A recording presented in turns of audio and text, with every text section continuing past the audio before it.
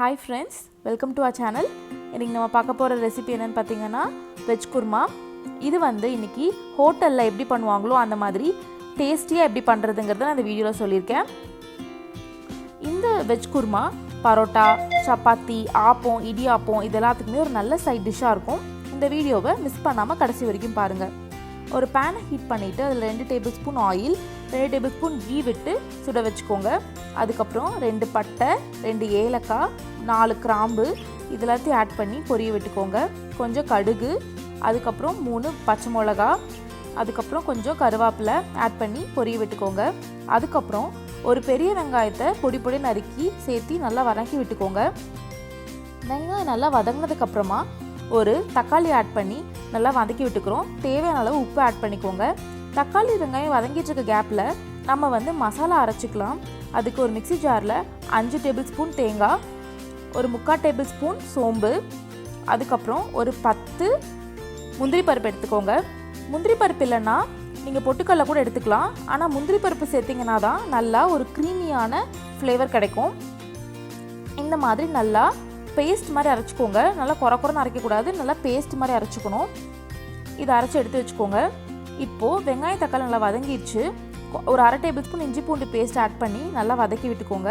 உருளைக்கிழங்கு வேக லேட் ஆகும் அப்படின்றதுனால நம்ம ஃபஸ்ட்டே உருளைக்கிழங்கு ஆட் பண்ணிக்கலாம். உருளைக்கிழங்கு ஆட் பண்ணிவிட்டு ஒரு 1/4 டேபிள் ஸ்பூன் மஞ்சத்தூள், ஒரு 2 டேபிள் ஸ்பூன் மிளகாத்தூள், அப்புறம் ஒரு 1/2 table spoon garam masala add பண்ணிக்கலாம்.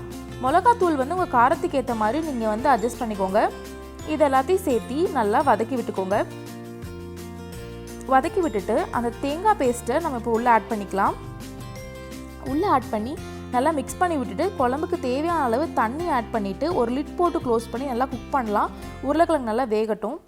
இப்போ பாருங்கள், குழம்பு நல்லா கொதிச்சிருச்சு. இந்த நேரத்தில் நம்ம மற்ற காய்கறி ஆட் பண்ணிக்கலாம். நான் இன்றைக்கி கேரட், காலிஃப்ளவர், வேக வச்ச பட்டாணி எடுத்திருக்கேன். நீங்கள் ஃப்ரெஷ் பட்டாணி இருந்தால் கூட அப்படியே ஆட் பண்ணிக்கலாம். இது எல்லாத்தையும் குழம்புல ஆட் பண்ணிவிட்டு நல்லா மிக்ஸ் பண்ணி விட்டுக்கலாம். மிக்ஸ் பண்ணி விட்டுட்டு குழம்புக்கு தேவையான அளவு கொஞ்சம் உப்பு சேர்த்துட்டு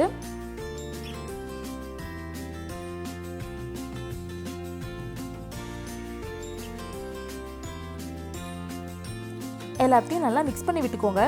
இப்போ பாருங்கள், குழம்பு ஓரளவுக்கு கொதிக்க ஆரம்பிச்சிருச்சு. இந்த நேரத்தில் நம்ம ஒரு 3/4 டம்ளர், ஒரு சின்ன கிளாஸில் 3/4 கிளாஸ் அளவுக்கு நான் பால் எடுத்திருக்கேன்.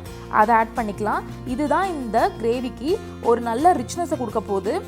ஸோ பால் ஆட் பண்ணி நல்லா ஒரு லிட் போட்டு க்ளோஸ் பண்ணி நல்லா கொதிக்க விடுங்க. பாருங்கள், எண்ணெயெல்லாம் நல்லா பிரிஞ்சு வந்துருச்சு. நல்லா கிரேவி கொதிச்சிருச்சு. காயும் எல்லாமே நல்லா வெந்துருச்சு.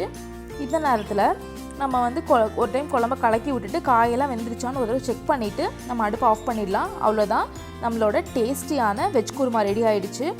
இந்த ரெசிபியை உங்கள் வீட்டில் நீங்கள் ட்ரை பண்ணி பாருங்கள். உங்களுக்கு இந்த ரெசிபி பிடிச்சிருந்தா உங்கள் ஃப்ரெண்ட்ஸ் கூட ஷேர் பண்ணுங்கள். நம்ம சேனலுக்கு லைக் பண்ணுங்கள், ஷேர் பண்ணுங்கள், சப்ஸ்கிரைப் பண்ணுங்கள். மறக்காமல் அந்த பெல் பட்டனையும் கிளிக் பண்ணிக்கோங்க. தேங்க்யூ.